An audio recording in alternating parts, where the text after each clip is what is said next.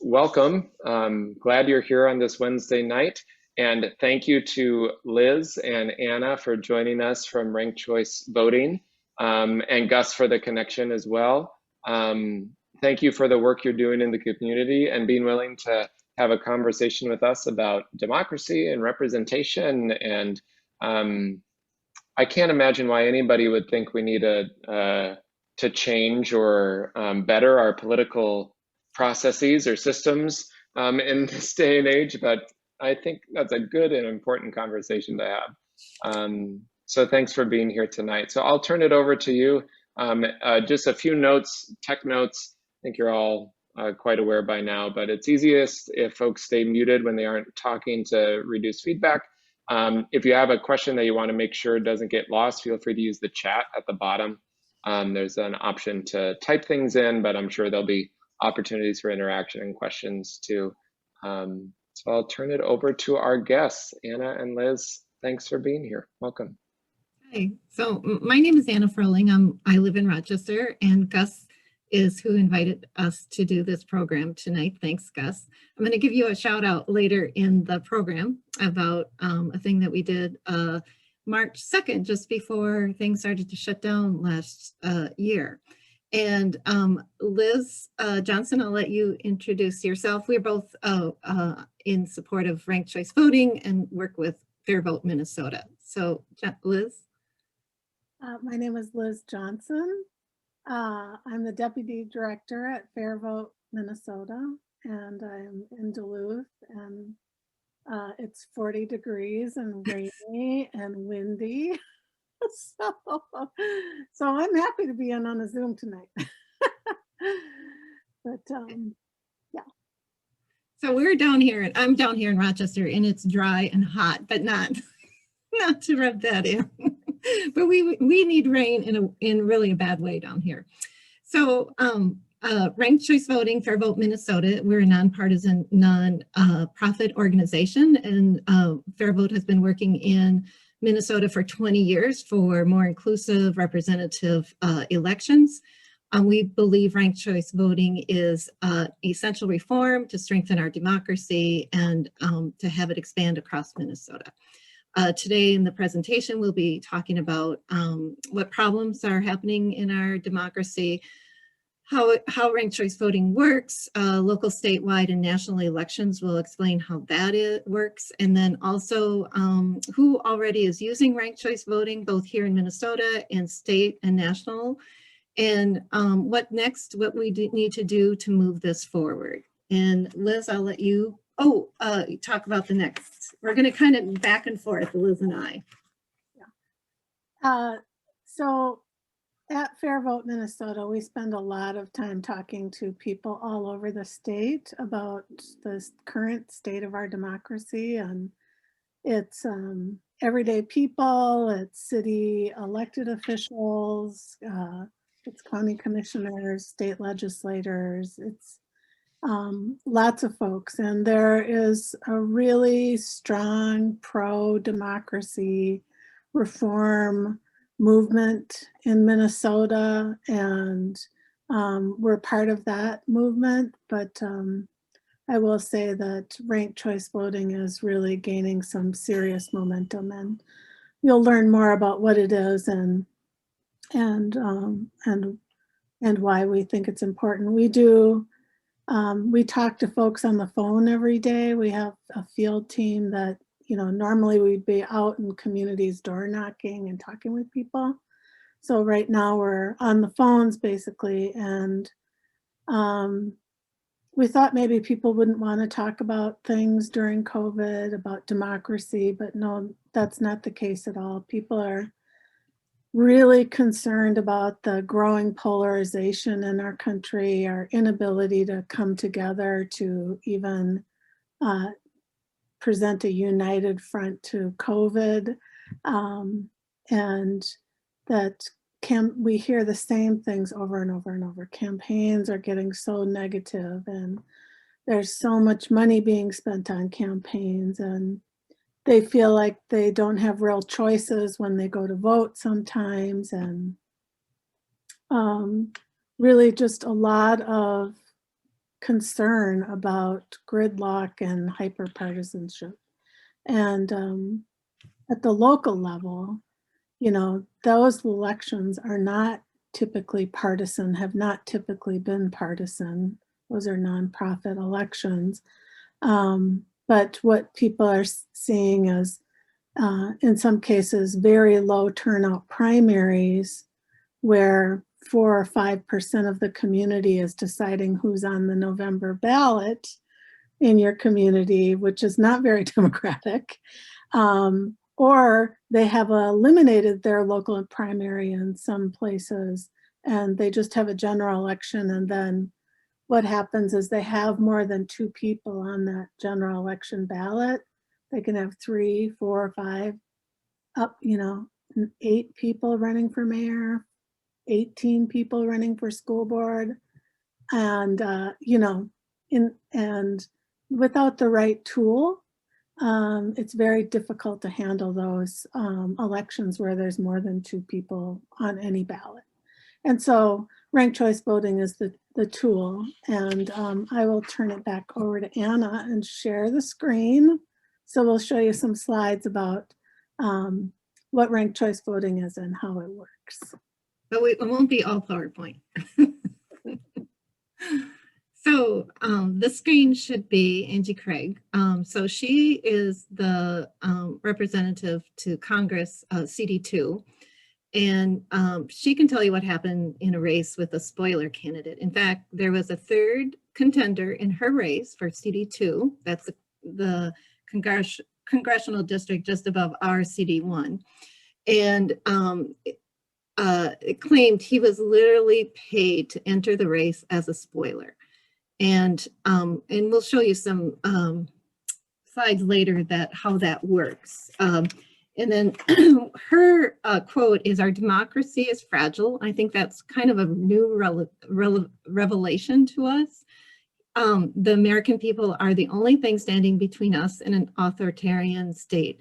Ranked choice voting, she's a strong supporter, ranked choice voting would hugely advance our democratic values across the nation. So that's Angie Craig in CD2. And we'll go to the next slide. And this slide will tell you about how ranked choice voting works. So this is what a ballot would look like.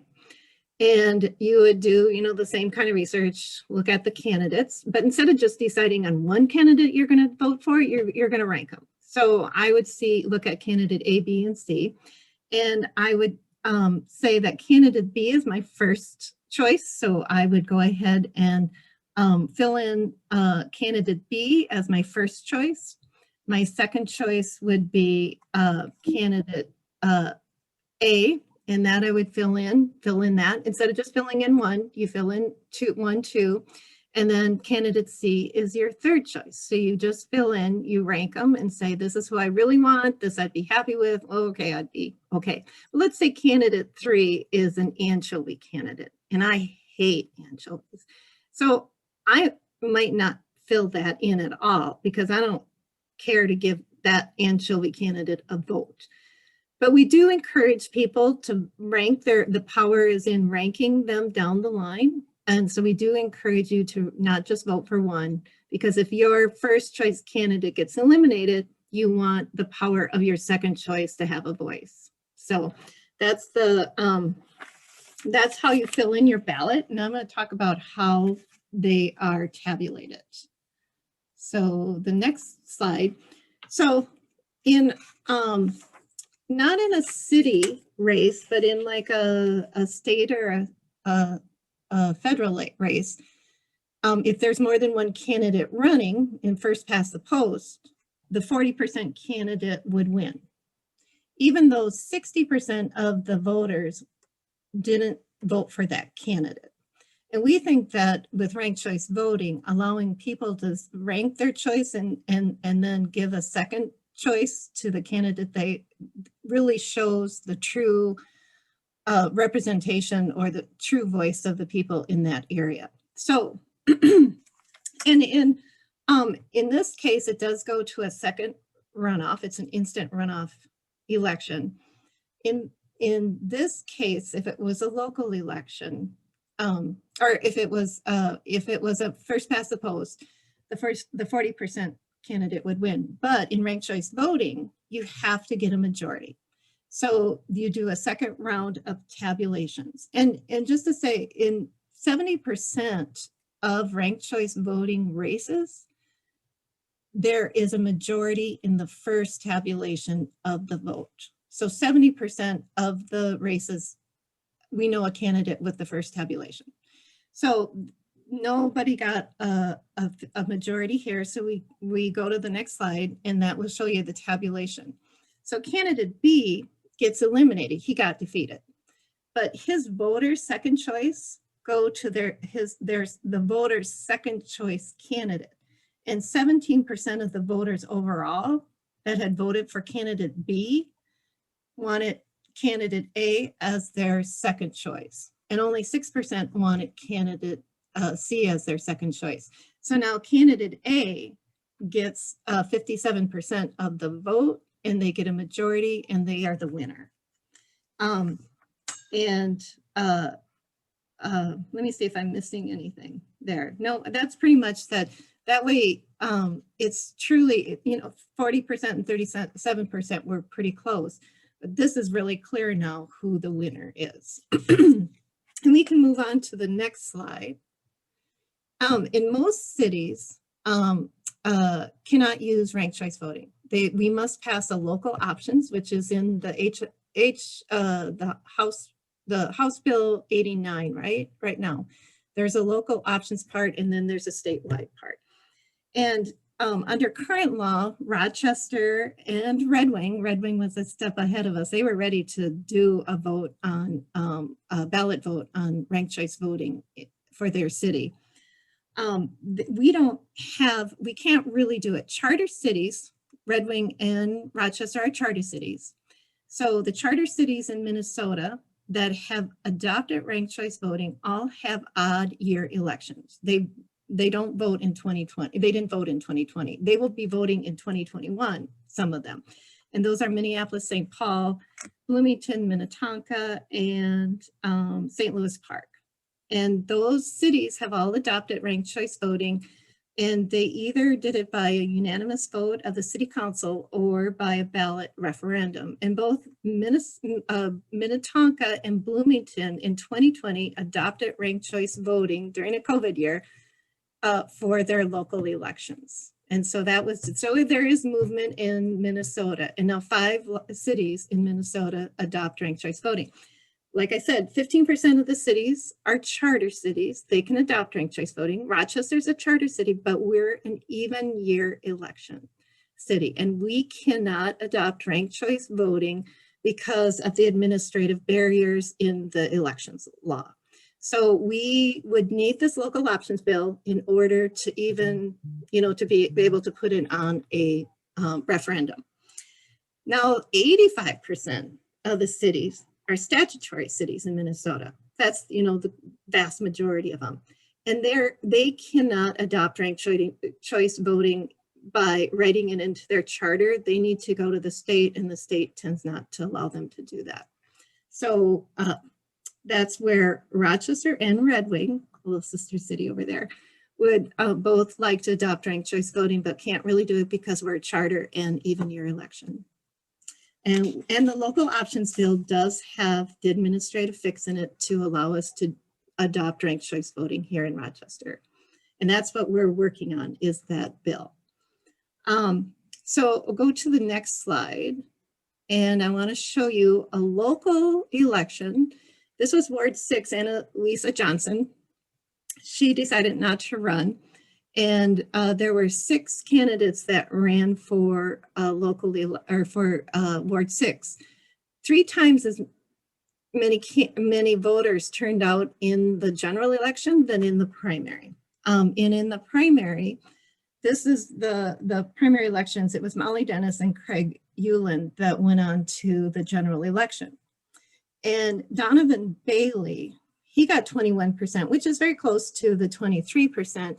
He was not able to continue to campaign or reach out to voters, and he would have reached out to, he's a social worker. He is leads the barbershop talks. He has connections with a very diverse community in Rochester. And it would have been really beneficial if he would have been able to stay in the race until the general election, and ranked choice voting would have allowed that to happen and still have a majority winner. What happened is Molly Dennis and Craig Euland went on, and Molly Dennis, in her primary, when she was asked about ranked choice voting, she said, yes, she was all for it. Most of the candidates were, some were not, Craig was not. But she said, yeah, and in fact, Donovan Bailey, and I think she set herself up well for the general election, because she says, Donovan Bailey and I have a lot of issues that we align on. And if I were outdoor knocking in a non-COVID world, I would say, oh, I see that you're voting for Donovan Bailey. That's great. Can I talk to you about a second choice? And we align on a lot of things. So I'd like you to think about me as a second choice. And that would have enabled her to reach out to even more beyond who she thought would vote for her, and reach out and talk to them. And she really set herself up well for the general election, because then people that would have maybe voted for Donovan Bailey, thought maybe Molly Dennis will be my second choice if they voted for Molly in the first, in the primary. And we'll go on to the next slide. And that would be Liz. Okay. Oh, there we go. Stop sharing for a little bit. Okay. And talk. And good idea. Anna, did you want to talk about local nonpartisan elections a little bit? Yeah, I think I kind of talked a lot about it in my other slides about that we're an odd year election. One thing I wanted to turn out, the odd, like Minneapolis, St. Paul, all those charter cities that are odd year, they sometimes in their primary have only 4% turnout in the primary to decide who the two candidates moving on are. And that's, we would like to get it here in Rochester, but I think especially like in those cities, it's really important that they adopted ranked choice voting to really understand what their electorate is for, what their voice. Let me see if I missed anything in there. I just think that the RCV, the ranked choice voting, consolidates it for local elections. It consolidates the primary and the general election, and it just puts it all into the general election. And most people aren't thinking about elections and about politics in the summer, so it puts it in a time of the year that people are actually thinking about it. And so that's the other kind of beauty about ranked choice voting. And 3 times more voters, like just in the Ward 6, 3 times more voters vote in for the city council president. That's what I looked at in 2020, then voted in the general election, then voted in the primary. And so it's really important to get the voice of the people. And also the primary voters are not as representational as the general election. They tend to be older, whiter, richer, quite frankly, because a lot of people aren't thinking about elections in the summer. I think that's it. Okay. So Anna sort of covered the local elections perspective, and you can see how lots of different cities use different methods for conducting their elections. But really, anytime there's more than 2 people on a ballot, ranked choice voting is a great tool, because if you have 60% of the 60 or 70, 60% of the community not voting for the winner, like in that example, you really, it's a good thing to know. And then the winner, like you saw in the election that Anna demonstrated, they also know who they work for more. They aren't just working to a narrow sliver, but they've pulled together a coalition, and it helps them know more about what the community needs, and it makes them more responsive elected officials, because they're responsive to more people. So I'll just shift gears a little bit, because the bill we're working on and our goal here in Minnesota is to also be able to use ranked choice voting for our statewide partisan elections. And I'll just say briefly, the primary election for each party, you can imagine if you've ever been to a primary for, or participated in a partisan primary for governor, for example, that would be conducted with ranked choice voting. And it would mean that the winner would have to pull together over half of their party's people to get the endorsement. That's, in an ideal world, that's what would happen. And then when you went to the general election with your, instead of your divided group, you would be more united and presenting your strongest self. And then there would be a ranked choice election in the general election, in which case you'll see, you know, a Dem, typically a Democrat, a Republican, a Green, and now this last time, 2 marijuana party candidates. So you see how having 4 or 5 candidates can end up making it unclear. And I think when Governor Walz was elected this last time, I believe it was the first time in 5 or 6 elections for governor that the governor actually won over 50% of the vote. So this isn't a new, it's not a new issue. And then just the whole issue of people doing strategic voting. You know, sometimes an independent will jump into a race and they have perfectly fine ideas. It's great for them to participate. And the voters are forced to say, well, I really like her, but maybe she's not really viable. So I don't want to throw away my vote. I don't know how many of you have ever been in that situation, but it happens. And you're afraid to vote for what you really want for fear of helping to elect the person you really don't want. And that goes away under ranked choice voting. The people vote the way they want. And there's this tool called ranked choice voting that helps you just, you know, gather up whoever's able to gather up the most people at the end of the day is going to win the election. And so the spoiler, you know, I've often heard, because I spent many years training women to run for office, and many times they would be afraid to even put their hat in the ring to say, I'm going to run for something for fear of being labeled a spoiler. And that's what happens in those elections, right? So if you enter and you draw votes away and the worst person ends up winning, you don't just get that label for a little while. You get that label for in your community, and it's a label that sticks, and it's very negative. And it's just like, it's not, it's like, it's uncompetitive. We love competition, so let's let competition happen and let anybody who wants to run. So I'm going to share my screen and just show a couple of examples, and we're getting to the home stretch here before we can take some questions. So let me just share my screen.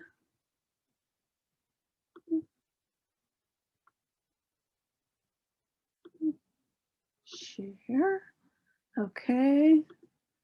And oops, I want to go back. Okay. So this is an example of a spoiler election in 2020. You know, Hagedorn versus Feehan versus Rood in District 1. It's hard to know. A lot of people think that Rood was more, the Rood voters were more progressive like Feehan, and had Feehan and Rood not done what's called vote splitting. If they hadn't split the progressive vote, that they would have had a clear majority to win that seat. It's very hard, I just want to say, to apply ranked choice voting in hindsight, because it does change who runs and it does change how people vote. So, but these are, I'm just showing these as examples of spoilers because it was a really big issue in this last election. Here in Minnesota's Senate District 27, you see here that Sparks and Beckvar may have been splitting votes, and Dorning won with less than a majority of votes. And so it is happening, and it's widely sort of thought that 5 or more races in 2020 in Minnesota really did have spoilers in them. And here's an impact, another example in Congressional District 2. If you look on the right at the 2020 election, it was Kistner versus Craig versus Weeks. And now this is an example of what folks are saying may be like a ghost or a false candidate entering a race just with the sole purpose of splitting a vote. And that was in the newspapers. I'm sure you heard about it. It's a sad story. Mr. Weeks has since passed, and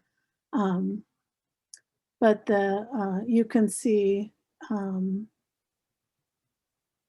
that in 2020 there, it wasn't a over 50% vote for the winner. In 2018, Angie Craig clearly took it with over 50% in the two-way race.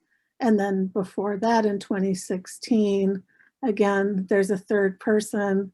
So what is really going on? So this tool that we would love to be using could come in handy even in our congressional elections. And so the benefits of ranked choice voting sort of overall is that voters have more choice. They don't get to the poll in November and find out that, oh, their friend that they thought that I went because my friend was running, that they're no longer, they were eliminated in the primary. Everybody's on the ballot, and it has a robust conversation right up until the day of the election. And I'll tell you, I stand at the state fair and talk to people who come through the education building at our booth. You'll have to come see us hopefully this year. And voters who come by and you say, hey, have you heard of ranked choice voting? And if they're from a ranked choice voting community, they will stop and tell you why it's the best thing ever. They love it. Once voters have it, you can never take it away. I swear, because it forces the candidates to talk about the issues, and you get a lot of choices, and it's just a much more, I think we had a speaker last night, Danielle Allen from Harvard, who was saying it's just downright more fun. And why not make elections more fun? So, Anna, do you want to give a benefit of RCV? Yeah, I think like with it prevents spoilers in that it would be nice if people could vote for like a libertarian or marijuana party or an independent party or a green party, and that voice gets out there, but not fearing that you're going to throw the election. And it'd be nice to know how many people support issues like that, rather than having people vote scared. And also it decreases polarization because you have to reach beyond your base. And right now we talk about, nothing ever that it doesn't move in Congress, but also like at our state House and Senate, it doesn't move past because it's controlled by one party or the other. and they don't want to be perceived as, you know, cooperating or negotiating, but holding, you know, steady in their issues. And so I think it just lends to more fun. I mean, less anxiety about voting. It lets you really vote what your and the thing is that depending on whether you're from northern Minnesota, southern Minnesota, the Twin Cities, the people that live in that area, their voice should be heard, and you know, and the candidate that most speaks to those voters should be the one that wins. And because they're going to be the ones that are going to the state to represent them. And if you have shenanigans, or you know, if you have things that ends up splitting the vote or something like that, it doesn't allow those candidates to go forward, is my thing. Should we move on to where we show what cities and county or states are using it? I just want to add one more thing about a benefit is the candidates really do have to be more positive. And the reason they do, it's not, you can't take a look at your community. This is how elections are typically run now, where you look at the community, you cut your turf, and you get your turf and you go out and, you know, it's divide and conquer. And you only talk to the people who are likely to vote for you. Under ranked choice voting, it's completely different because you're going to look for people who will think of you as a second choice. And so you're, of course, going to your base and asking those voters to rank you number one.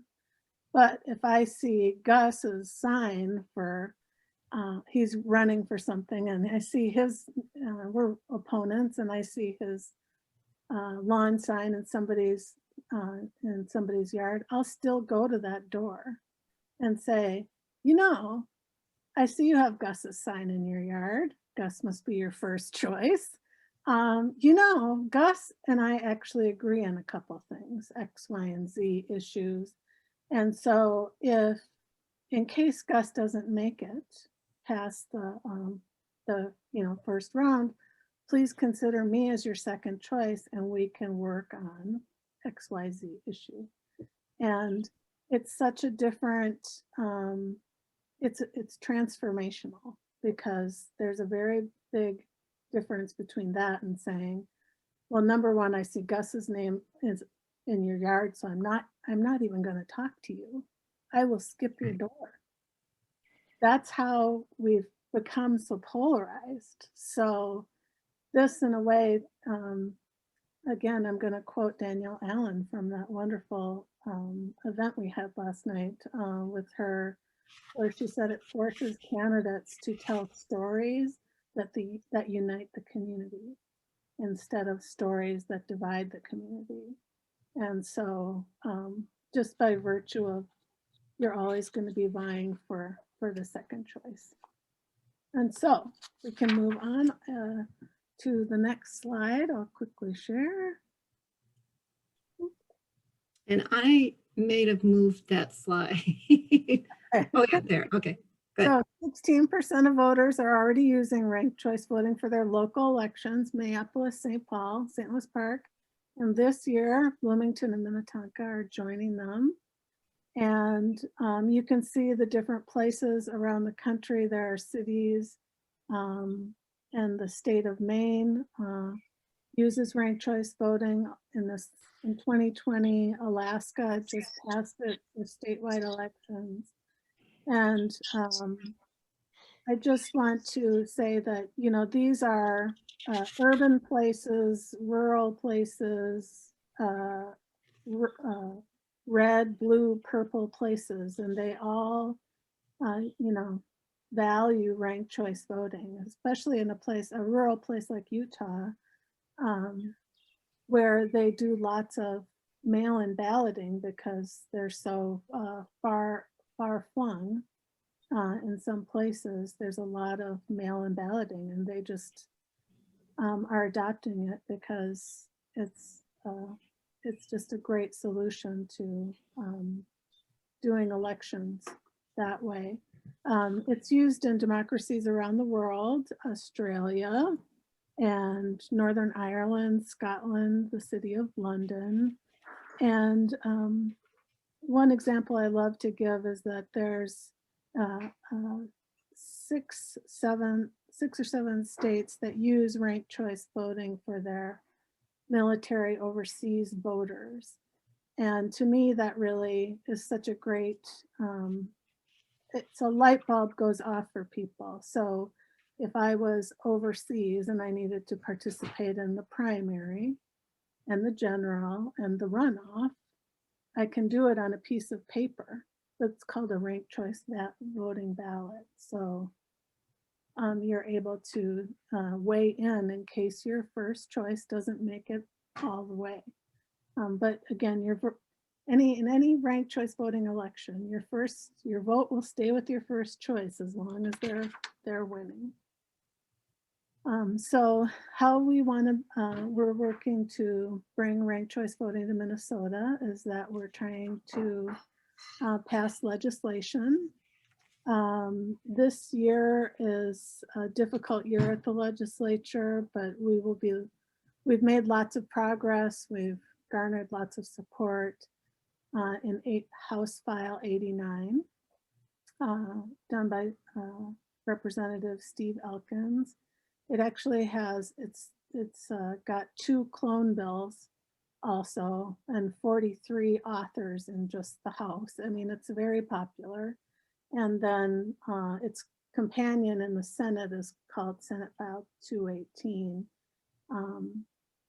sponsored by Senator Eakin. And then there are 2 clone bills, one by Senator Porton, one by Senator Kunesh. And our whole bill is to use ranked choice voting for primary and general elections, state and federal offices, and would allow local jurisdictions like statutory cities, school boards, county commissions to use ranked choice voting if they want to.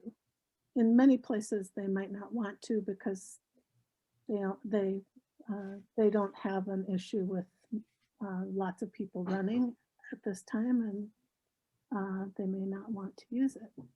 So Anna?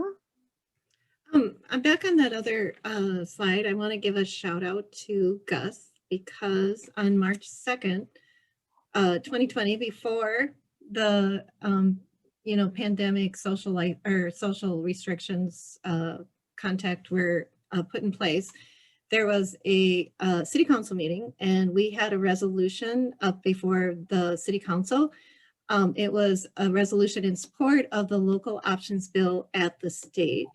And Gus, during the open comment, he spoke in favor of ranked choice voting as well as several other local supporters.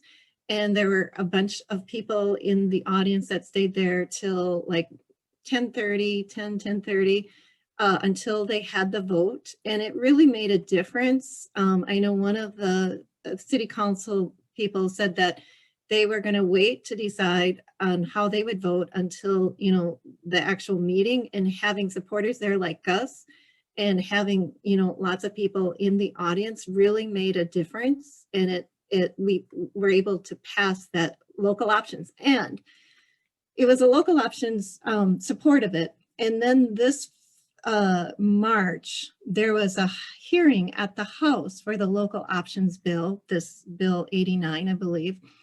And because we had that local options that resolution in support, we were then able to contact the city, Rochester, and they, and in that local options, that not only supported the local options at RCV were local options, but it also put in there that it was a legislative priority for the city.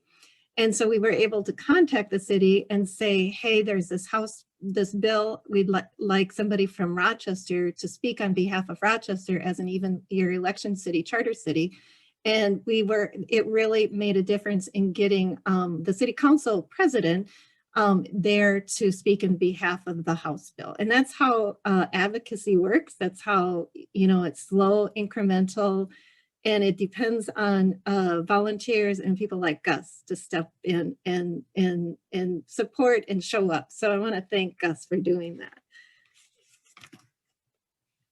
And Gus, do you want to just share really quick what your, could we just get a little bit from Gus, what his experience was at the city council? Wonder if he can do you remember that last year, just before everything closed down? Yeah, so it was pretty exciting. I was just really hopeful for ranked choice voting to be approved by the city council, and I could, I just really could see in the future that we would adopt that very strongly, both not just locally but also statewide. It'll take a number of years, I'm sure, to get to the state level, but at least to get another city to approve it, just like Minneapolis and those other cities that already have adopted it. But it was fun. It was exciting, and it's a good experience. And I appreciate you encouraging me, Anna. That was really nice of you. And thank you for doing that. And then we'll go back to the slide about, thank you, Gus.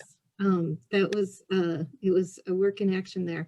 And so here's the senators that support ranked choice voting. I've talked to both Senjum and Carlson several times, not making headway with them, but local, our local House. We have Liz Walden, which is the next slide. She is down there in second row, third from the left. She supports it. She's, I live in the 25B House District, Minnesota House District, and she supports it. Tina Liebling lives in 25A, and she, a couple of years ago, didn't support ranked choice voting local options. She supports it now. She was moved, by people calling and talking to her. And so she does support that, and we need to move her along to support the full local options with the state and federal. And the other person who's a big supporter of it, it is the Governor Walz. He will sign the bill. We do count him as a big supporter. And he's a former teacher, and he would, I've talked to him when he's been down here, and he has, full-throatedly said he supports ranked choice voting. So that's good. And go ahead, Liz. Does anybody have questions for us? There's one. There's one in the chat where you can just I'll read it. It says, doesn't the spoiler who will siphon votes from the candidate more closely aligned with them, not from the one less aligned, just hurt their own cause? So the spoiler, so when, do you want to take a stab at that?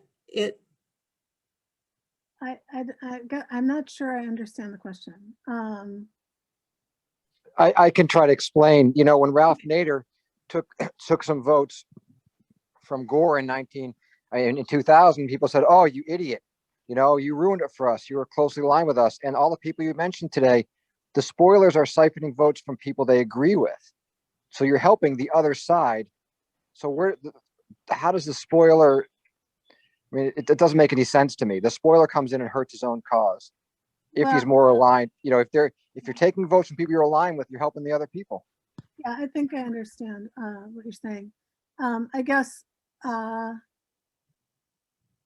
people should be able to run if they feel like they have something to say or want to bring something different to the table. And there's in a true democracy, it shouldn't be up to two private political parties, only two. And so really, instead of, having people end up getting labeled as, rotten spoilers because they got into the election, we can have a process that is more says, okay, well, some of the ideas in that camp and that other third party camp, you know, I kind of agree with. And there would be, you end up with a clearer picture of what really the voters want instead of having it limited. Like, let's say X percent went to the third candidate, 10% of the vote went to the third candidate on the ballot. Well, that tells you that 10% of the community is thinking about whatever it is. And it gives you a better representation of, and it's not, you can't necessarily imagine who they're aligned with, and that the votes would necessarily go one way or the other. You really have to let the voters say, if my candidate's not going to win, which of the other two do you prefer? I don't dispute that ranked choice is a great idea, Mhm. and that it would fix the problem of a third person running. I think this spoiler is just a bit of a misleading term, because it connotes some type of alliance between two of the three. So I'm not disputing that ranked choice is a great idea, and it would get us out of this problem of looking back and saying you ruined the election. Spoiler is a confusing term to me. Yeah, I think it's confusing too. I agree. Any other questions? I didn't see any in the chat. Did anyone else have a final question? We're just a couple minutes over, but we are on flexible church time. Well, if I can, I would love to share a video that Gus is in. It's short, it's less than 2 minutes, and it's just, Sure. it's really great. So let me just share that, and that'll be, and thank you again, Gus, for agreeing to do this. It's really an awesome video. Let me just get to it here. And go.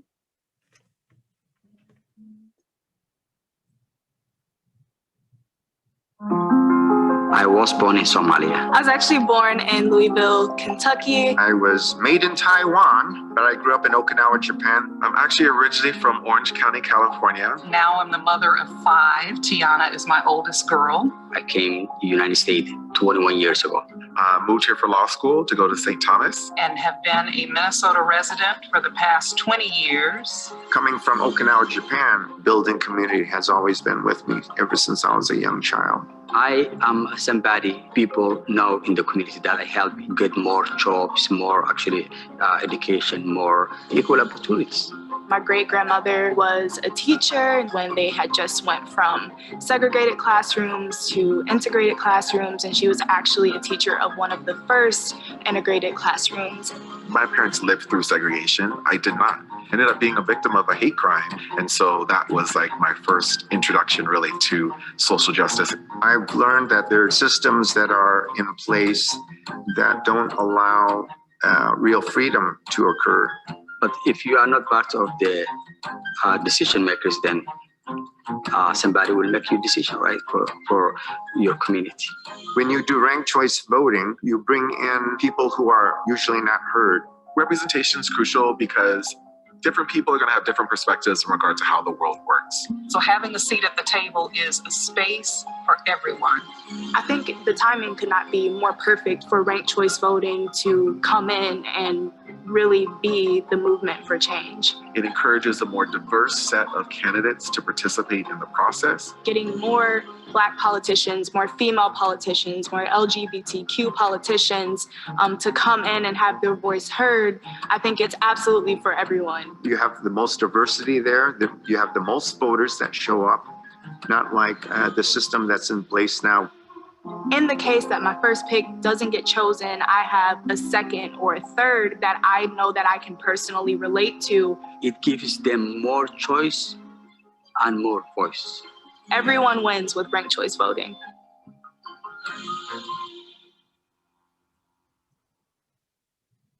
Gus, that was well, it's nostalgic, you know. I mean, to wear something that you haven't worn in 15 plus years. When I With you wore too, it, going on to the next advertisement.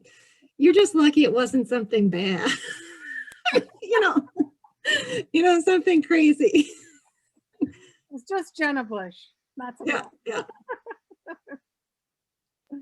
Thank you. Thanks for sharing that video. Awesome. Thanks, Gus, for that work. Thank you, Liz and Anna, for being here, and others for joining, and others who will watch this later.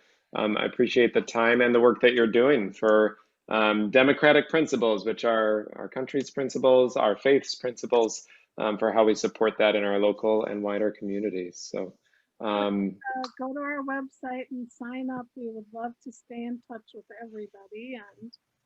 And if you can reach out to your local representatives, like if Tina Liebling is a representative in your area, it'd be great for her to hear that there's support for ranked choice voting. And thank Liz Walden for supporting ranked choice voting. I've done both, so thank you. awesome. Thanks so much. And you. if there are questions that folks want to offer, I can be in touch with Anna and Liz as well and send them along. And thanks for your time. All right. Take good care, everybody. Good night. Thanks for your time. Thanks. Bye-bye.